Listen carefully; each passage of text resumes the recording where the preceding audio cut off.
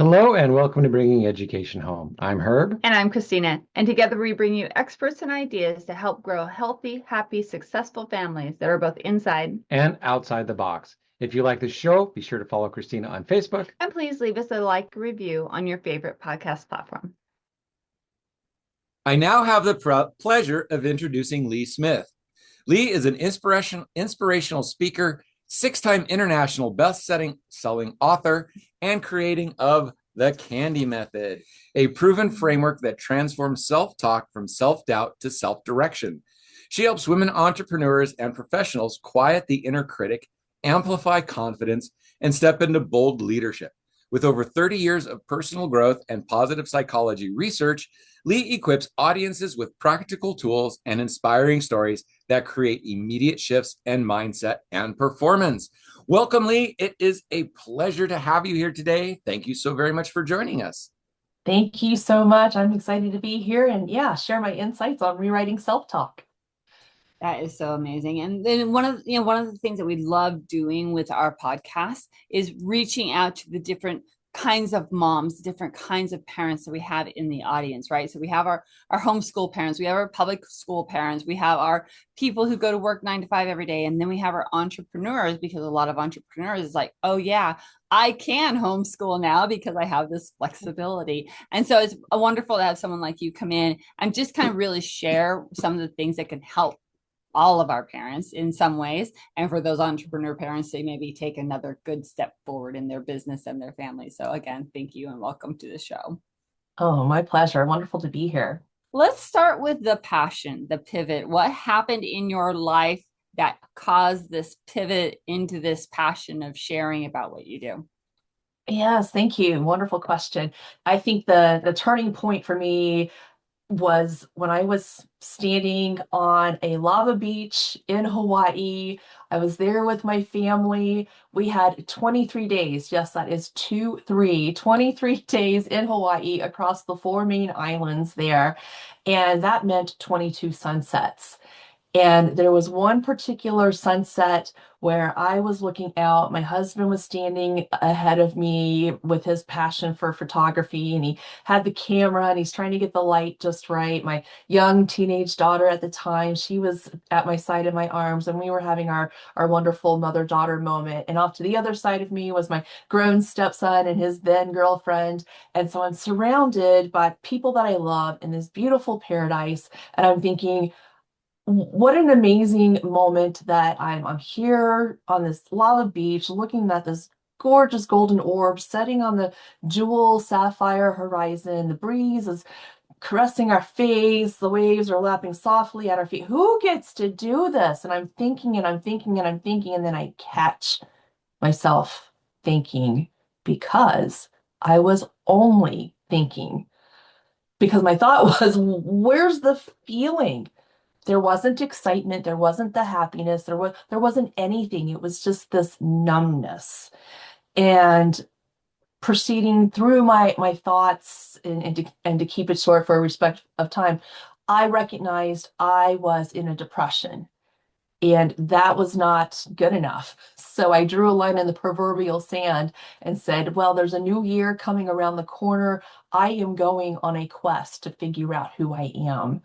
And I came home stateside. I chose a word to anchor my journey. I chose the word laugh, because recognizing I was in this depressive state, that I'm like, when was the last time I really laughed? And I chose activities that aligned with that laughing. So it started from moving from the bed to the corner of my couch, watching reruns of Friends, because that's my favorite sitcom. And I was down front and center at the local theater almost every weekend, because I was very blessed with a local theater troupe putting on an improv show. And then with the networking that I was doing in my local community, I knew the people who had an amazing sense of humor. And I thought, if I can just get in their space, maybe some of that energy would rub off on me. And 30, 60, 90 days into doing this, my joy showed up. And it actually whispered in my ear, and it said, now that I'm here, what do you want to do with me? And behind that question came this sound of like little skipping feet and this little girl's laughter. And it was my 8-year-old inner child, because I was 8 when I was first exposed to public speaking, and I fell in love with it. And she said, remember that feeling that we get from public speaking? Let's go chasing that. So then, upon deeper reflection, and I thought, well, what am I going to speak about? And I thought, well, I've come out of this depression. Well, if I take a look at more specifically at what I did, could I use that to teach others? And this is what formulated the foundation that I now call my candy method. So the C stands for clarity, which is I got clear on who is Lee, what makes her happy, what makes her come alive. And then the A is affirmation. And so that's really looking at the self-talk. Like I chose the word laugh to help me through my journey. And then the N is necessity. And that was looking at, well, what are the next best steps to move me from point A to point B? I was moving from stay-at-home mom into becoming an entrepreneur and professional speaker. And then the D is discipline. I'm like, well, what do I do? What do I actually do so that I take the action instead of staying stuck in overthinking, analysis paralysis, the self-talk, I'm not ready yet type of things. And then the Y is all about you, where it's looking at, I did that. Oh, okay. And then boosting the confidence loop, so I would go and take the next step again and again. But if I couldn't celebrate who I was in the efforts, whether it was moving from the bed to the corner of the couch, or putting in a speaker application for the next thing, then I really couldn't move as fast as I wanted to. And so being able to celebrate that. So looking at where I moved from depression to direction with intention, that's where the candy method came together. I thought, oh, because I walked myself through that, can I help others do that? And then in the client studies of, yes, I can. And now that's what I take out into the world and share. That's really beautiful. So I hurt my head, dropped into a dark place. I've kind of got myself mostly out of that dark place, but a lot of the stuff that you talked about in your acronym, still not very easy for me. It's like, I still don't know what I want. I just don't want to feel like I'm dying all the time. And that's how it started, right? So Yeah. I now don't feel like I'm dying all the time, but I also don't necessarily know what I enjoy. I don't know how to go out and have fun. So I stand on the beaches like you're talking about, and it's like, wow, I see the beauty here. And it's like I can sense God, but it's like there's not a relationship. It's just so how did you First strategy, first tip? Because it's like, because I've been working with different coaches and stuff, and it's like all of them's like, what do you want? And whenever that question comes up, it's like there's just this big blank that comes over me. And if they keep asking, I shut down, and it turns me off, and I have trouble even talking after that. So how do we break through a hard case like mine, where it's like, I am so smart, I overthink all of the stuff that you can do? Oh gosh, I totally hear you on that. And you were so not alone, because if we took a microphone and went out on the streets right now and just grabbed random people and asked them what makes you happy, 85% of the time we would get what doesn't make them happy. And I'm like, okay, I get that. Thank you for sharing. But the question is, what makes you happy? They would be, I don't know.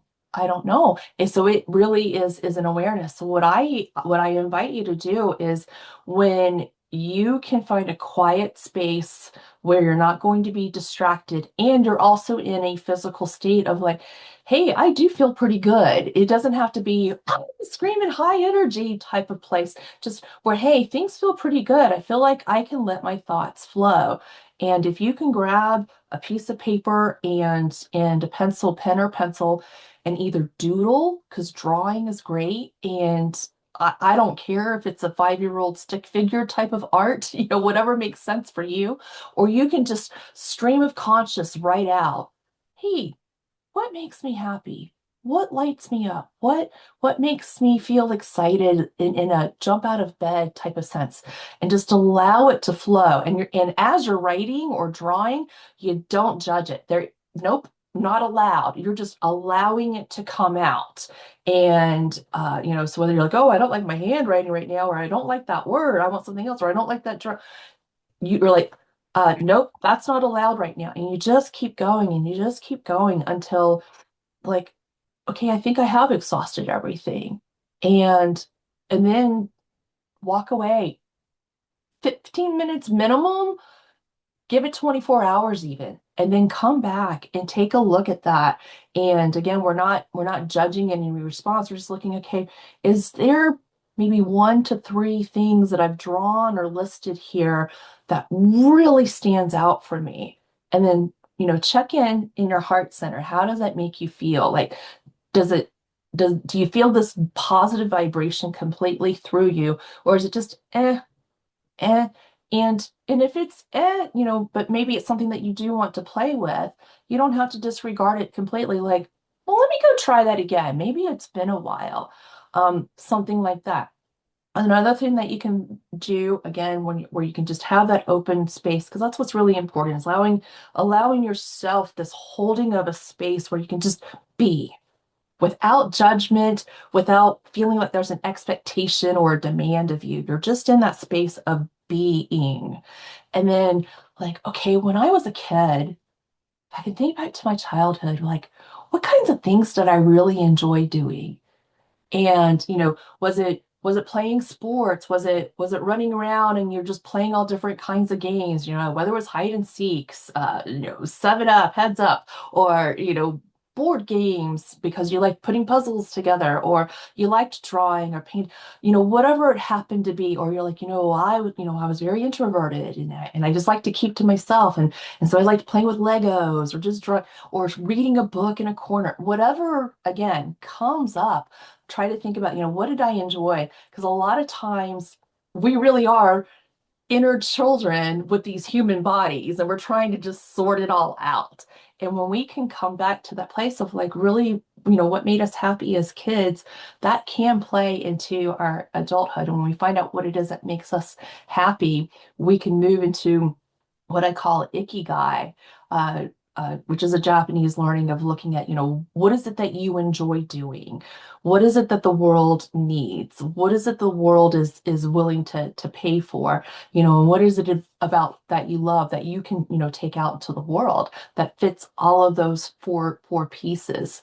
And a lot of times that same core will come back in a way that's linked to what lit you up as a child. So those are a couple options I would take a look at. Or, number one, find that time and space where you can just sit and be, and you have, your beautiful wife here, maybe the two of you can bounce off of each other like, hey, will you hear me out? Let's bounce these ideas. I just need a sounding board. And where your partner can then just go, yeah, tell me more. Tell me more. She's not offering ideas. Well, what about this or what about that? No, she's just going to sit there and just let you bounce the ideas off so that you can have that flow and really get an idea to tap into that. So I hope that helps. That's cool, because it's actually something, as we began our entrepreneur career before we started doing this, we would actually do that. We'd like go to the park, have a couple of self-development books and sit there and read for a while and then share back and forth. Oh, I just learned this, or I just think about this. And sometimes it was just that walk of what can we dream and believe in that's coming later in our life, right? And that's not always easy. Sometimes it's like pulling teeth, right? But one thing that popped into my head as you were talking about all of this is I realized that as a kiddo, I wasn't necessarily encouraged to always think about what made me happy, right? So it's one of those things I didn't train my brain to be looking for.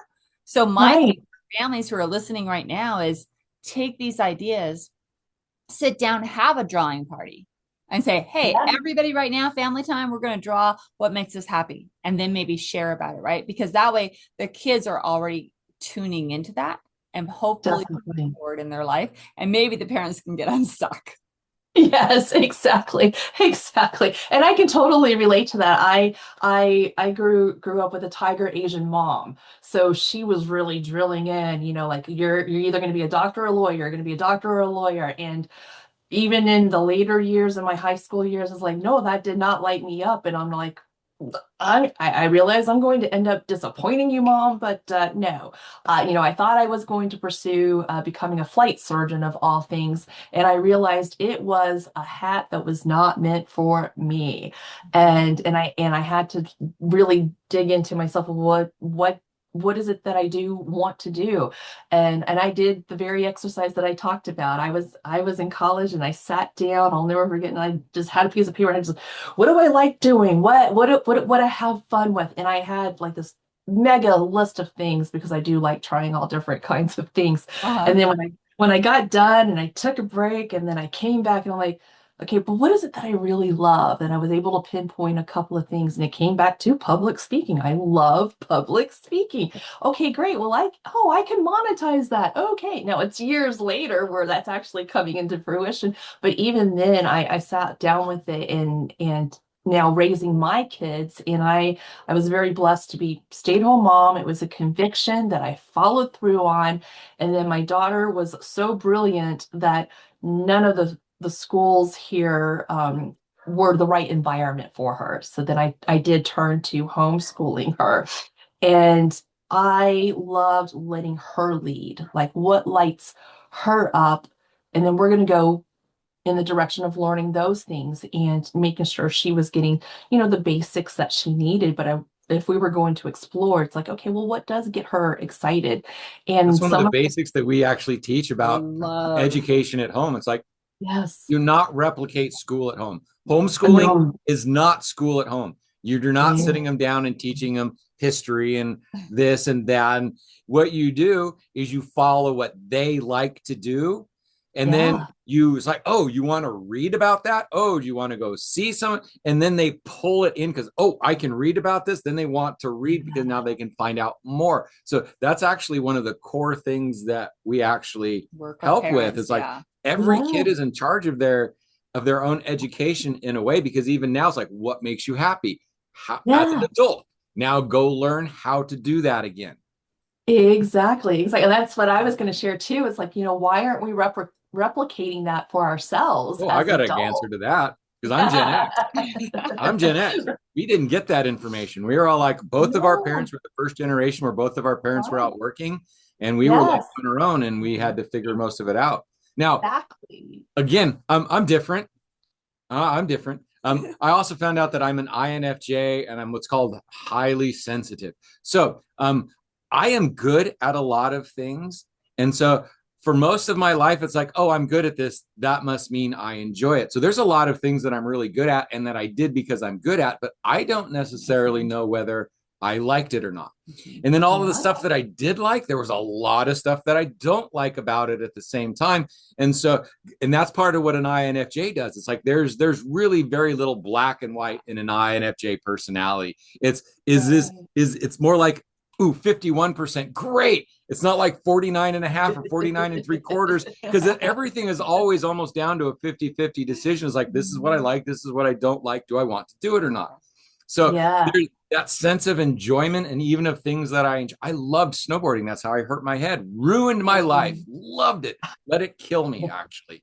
But at the same time, it's like, there was the hour-and-a-half drive to get there. There was the walking around in the cold. There was the sometimes on the lift when you got wet. It was miserable, but then it was fun going down. So it's like, is it worth all of the effort to have the fun that I want? So all of that, it's like, again, all my fun is tempered. There's layers on it. It's not like, oh, I enjoy this, I'm going to go do that. So again, Gen X, weird, brain damage. How do you help me? And again, question for her. I did. How do you help me? Okay. Because if you can help me, you can help anybody that's not as messed up as I am. Right. It's finding those pockets of spaces, because we have so much going on in our days, right? And as someone, I don't know that type of personality breakdown for me. For me, human design, and that I'm a manifesting generator. And what that typically means is that I thrive on change. There are so many people in the world who hate change. Well, I hate mundane. Don't give me the same thing over and over again. I need a little bit of structure, just a little bit, but not overly structured. And I need things to be changing all the time. I can't have 2 days the same. Like one of my favorite things to do with my, if you call it my free time, is when I'm in the kitchen. I do enjoy cooking, but I rarely make the same recipe twice. Drives my husband crazy because he's like, everything you make is so Oh, delicious. this was really good. Can you do that again? It's like, I want that I don't think again. I can. And I say I can, but I don't want to, because Ah. my brain wants that variety to keep changing. And so when we look at the way we live our daily lives, we all have the same 24 hours. And so it becomes, where do we set the intention of actually using our time? And so for you, Herb, when you can see the spots in maybe one day a week, or even if it's one day a month, or even 1 hour every day, where is that pocket of time in your rhythm that works for you, where you can be in that place, like I said earlier, of holding that space for yourself, where you can go, you know what, brain, right now, in the way that you function, in the way that you do you, I am going to allow you to flow. And what I want you to figure out is, what makes me happy, what lights me up, or what's going to keep me just excited to take that next breath. And figuring out, it's like working with today's AI, right? AI is an amazing tool, but if we don't know how to use the right prompts, it's not going to work for us. And that's the way our brain is too. We need to ask it the right questions so that it serves us instead of frustrating or sabotaging ourselves. So taking a look at that, and maybe that's where Christine can help you too. It's like, hey, babe, yeah, you know, I've been with you all these years. Here's what I know about you. And, based on what Lee shared today, you know what, maybe this is the time and the space that works for you. And I'm going to help, protect that for you, with the kids, with the dogs, it's like, okay, I'm going to make sure you have that space. Or if it's a space that I need to be a part of with you, I'm going to make sure I'm available to you at that, to help encourage that. And again, it's really giving yourself that permission. Like, you know what, brain? You do you, but I'm giving you permission right now. You're safe, you're supported. What can you tell me that I need to know about myself? And let that flow. I love that question and that thought process. Now just to sit down and do it, right? Not let life run us over, right?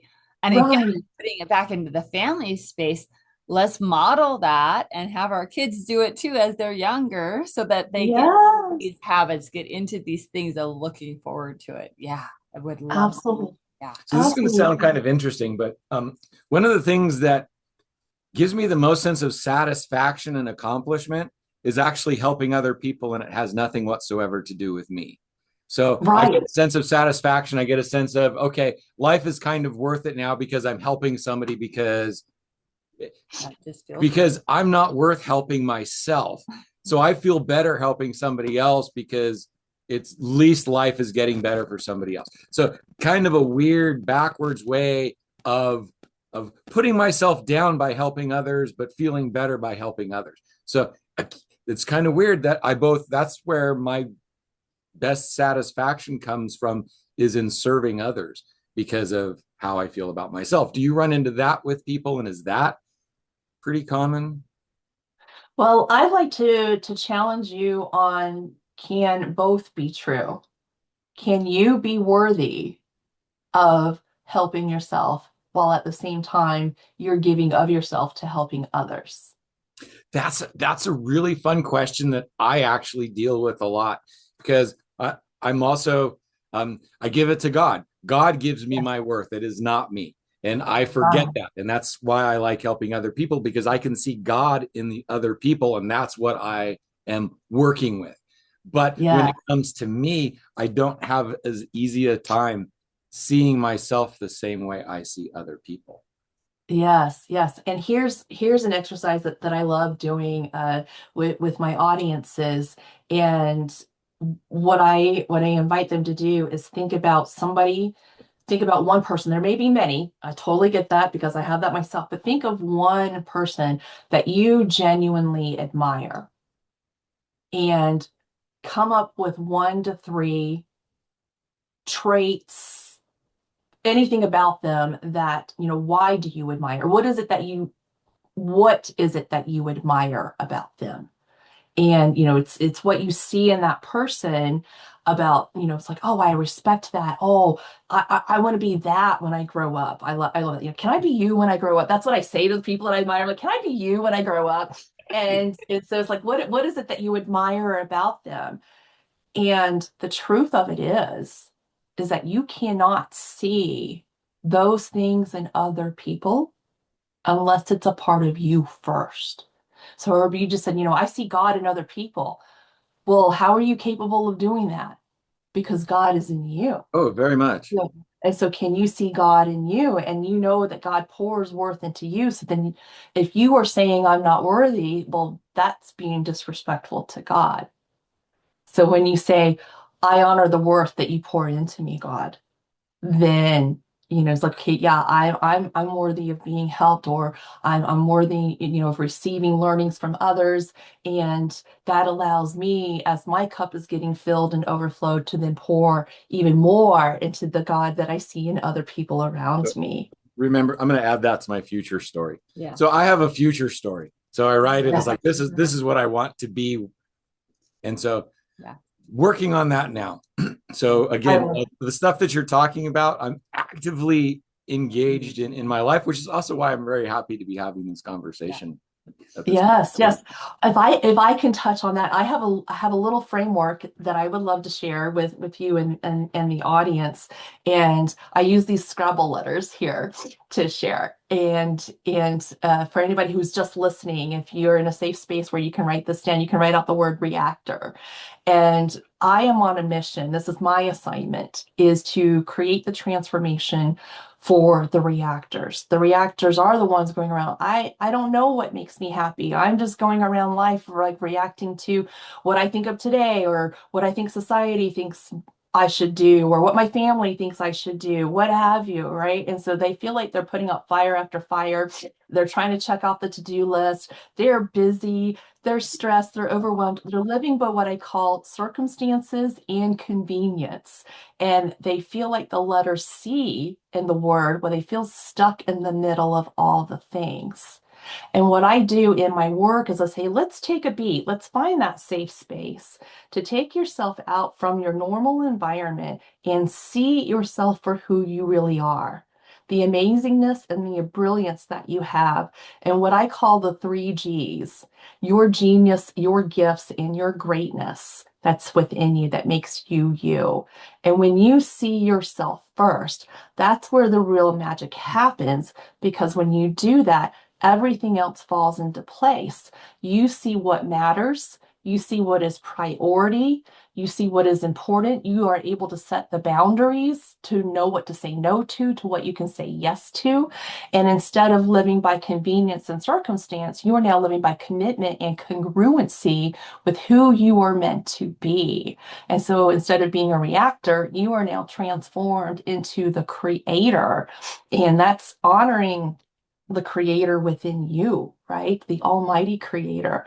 And what I love about this future vision that you're mentioning, Herb, is like, that's what I teach on too, is who is your future successful self? The person, that has accomplished the dreams, ticked off all the things on the list, the ideal version, the best version of who you dream yourself to be. And when you see yourself as that future successful self, and you can see that person in the mirror, who are you looking at? And what is he or she thinking about herself or himself? And What are the I am phrases that come up from that, right? Like I am in integrity. I am confident. I am in flow. I am a leader. Whatever those statements come up, then borrow the belief of the future successful self, that true creator, and bring that into the now. And when you're doing your affirmations from that level of self-talk, you will find that life will reflect that back to you. And you're like, oh my gosh, this is really happening. It's all in alignment with who I said I was in the future, but it's all in the becoming now. Because the challenges that we find where we get stuck is we try to say positive things about ourselves now. Well, I am living in integrity, or I am respected, I am a leader. And if the brain doesn't believe it, you find your self-talk going, well, why are you saying that? That's not really who you are, because it's basing on the past. And our past does not define us. It's the choices we make now moving forward. And the beautiful thing about the future successful self is the way that our brain works is that it doesn't know the difference between imagination and reality. So when you step into that imagination and you embody and engage all of your senses, the sight, the smell, the touch, the taste, the hearing, all of that, it becomes more real. And again, life reflects that out in our relationships with ourselves and the things that we do and the way that we show up in the world. And that's a fun thing to do with our kids too. If I can share like a little story, my daughter, when I was raising her, she now, when kids are little and they're going through the toddler phase and they start to have the nightmares, the night terrors, right? My daughter, bless her, she would wake up and I'm thinking she's having a bad dream. She was about 4 or 5 years old at the time. And I'm thinking she's having a bad dream. I'm like, sweetheart, are you okay? You're okay. Did you have a bad dream? She's like, no, Mom, I just can't figure out what I want to do with the rest of my life. And I thought, At 4? honey, you're 4 or you're 5. And I thought, where is this coming from? And because I never, and I was because I was stay-at-home mom with her, I was very protective of other, conversations that happened. So I did not let any of my adult friends ask her, well, what do you want to be when you grow up? Because somehow she created that pressure on herself. And I'm like, all I want for you as a mom, be a 4-year-old, be a 5-year-old, because you don't get to stay there. That only happens 365 days. That's it. So please be a 4-year-old and a 5-year-old. She's 23 today and she's thriving and it's wonderful.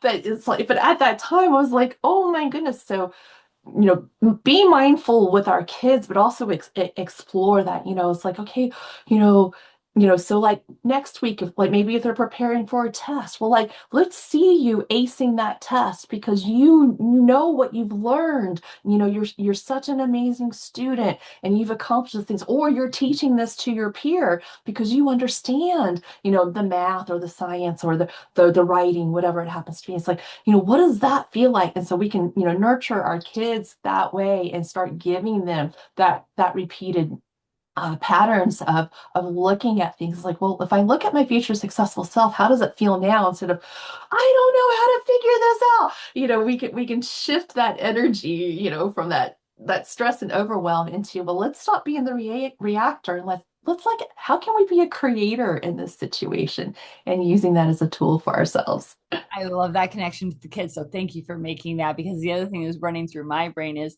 okay, parents, we were just talking big general world, right?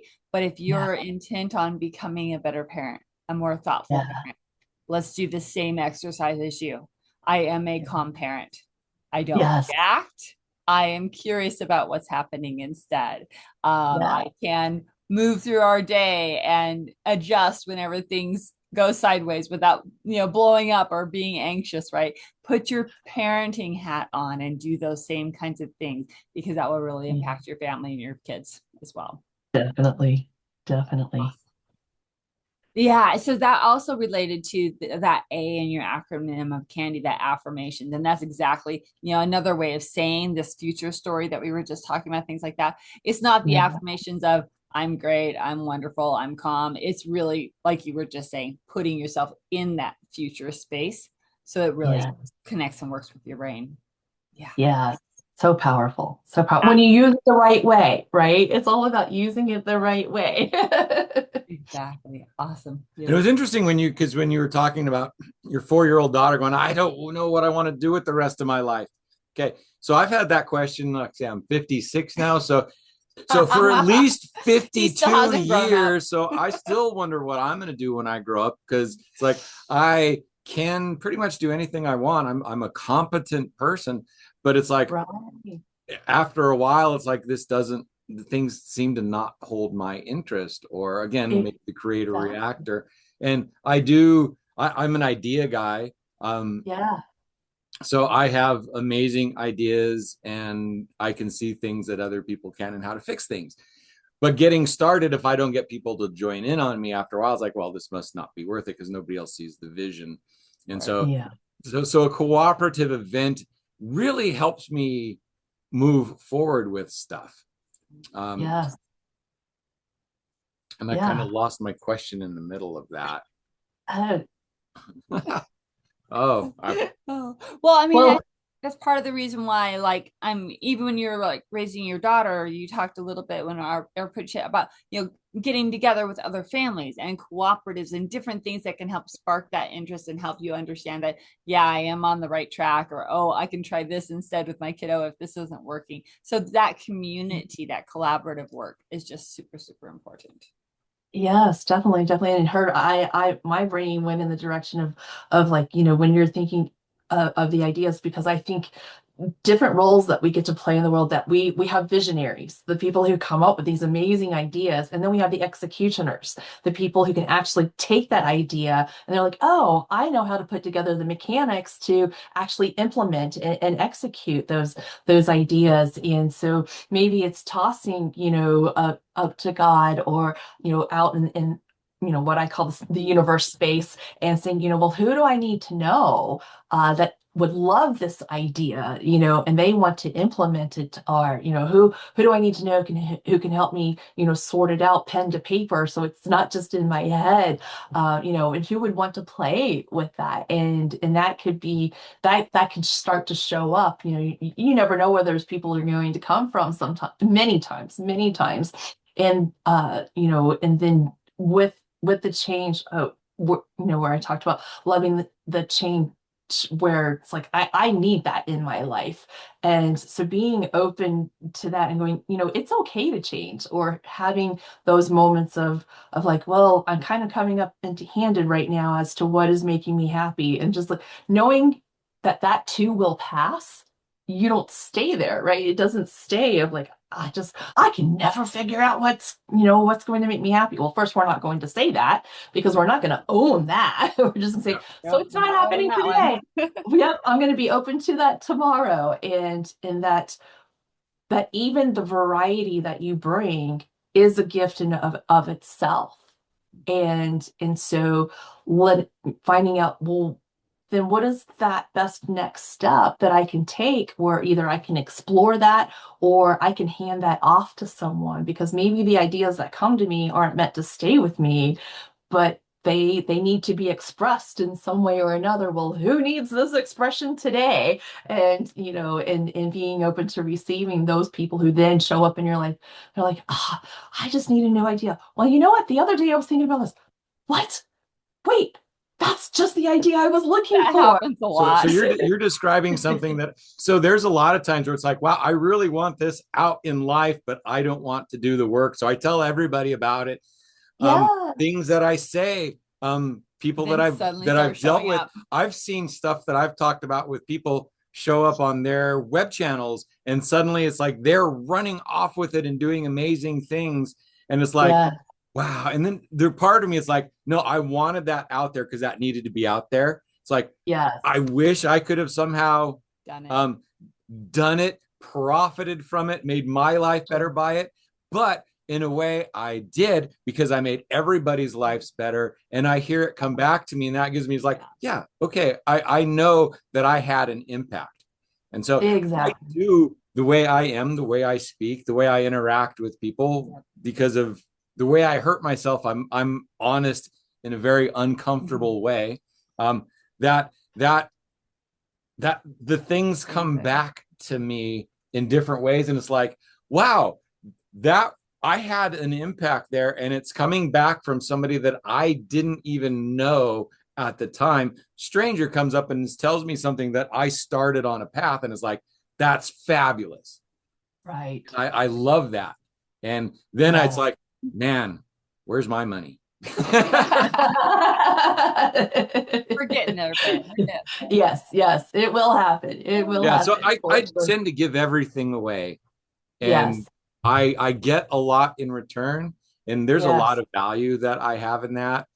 But Yes. the things that the world values tends Yeah. not to be part of that yet. Sure. Exactly. In knowing, the things, the value that we put out there, we're creating impact, we're creating influence, and we will create income too. And sometimes the waiting or the sorting that out, we're like, why isn't it happening now? And that's where we trust the process, and we trust God's timing in it, right? Because God's it's will, like, not mine. God's timing. right, exactly. Yeah. So I'm living back in a little tiny town in Southern Oregon. I grew up here. We moved here when I was 5. I left running when I was 18 to go to college, never to return to this horrible little tiny backwater town out in the middle of nowhere. Now at 55, I've come back, and we're staying with my mom, and we're helping her so she wants to stay here and not leave. So we're coming here. And this town that created so much trauma and pain in my life as a kid is now resolving all of this. So it's like this town that I hated is now this place that is so beneficial and joyful in a way to me. So yeah, the way God's timing works, sometimes the answer is not yet. And Exactly. is Or sometimes it is no, for very good reason that maybe very we good can't see right away, but all in good timing, we see that too. Yes. Well, speaking of value and giving, we so appreciate your time and your information and everything that you shared with us this morning. I mean, if our audience takes even 2 of these ideas and puts them into practice with themselves or their families, lives are going to be changed and be better. So thank you, Lai, very much for being here today on the show and sharing your inspiration, your candy, and your 3 Gs and all the things that came out of this conversation. It has been my pleasure. Would you make sure that audiences who are excited about what they were just hearing can get a hold of you? Give us a website or something that they can get a hold of you. Yes, absolutely. Well, I love giving away my free gift, and it's the positive self-talk guide, and it's called "Don't Say That, Say This." And I take the typical negative sayings that we tend to say to ourselves, and then I reframe it into a positive. So if you're thinking, well, sure, I want to change the way that I speak to myself, Lee, but how do I do that? Well, it's just a very, very simple reframe, and so it's something that you can keep at your desk side. You can save it as a phone wallpaper, or you can tape it to your mirror until it becomes a rewritten narrative habit in your mind. And so you can simply go to rewriteyourselftalk.com. And I just ask for your name and your email so I know where, to whom, and to where I am sending it. And I'm happy to send that guide. And again, that is rewriteyourselftalk.com. Awesome. And of course, everything is down in the show notes as well. Perfect. Thank you. I would like to thank you also for being here today. There are so many people that have these issues.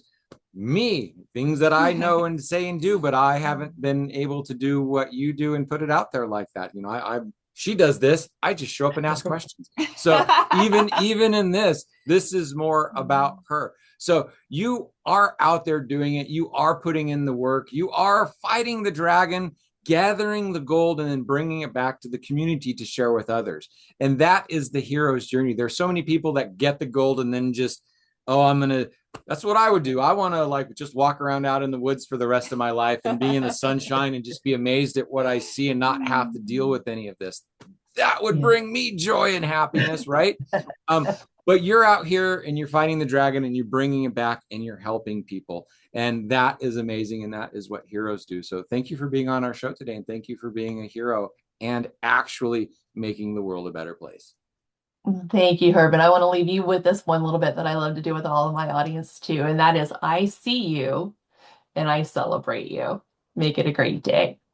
Thank you. Awesome. Thank you so very much. Audience, you know what to do. It is time to like, subscribe, and share, right? If this message at all influenced you and your family, please make sure you're sharing it with others so that they can help raise happy, healthy, and successful kids. Remember, visit our website, vibrantfamilyeducation.com, to find events where we're speaking and other things that are happening to help families grow and succeed.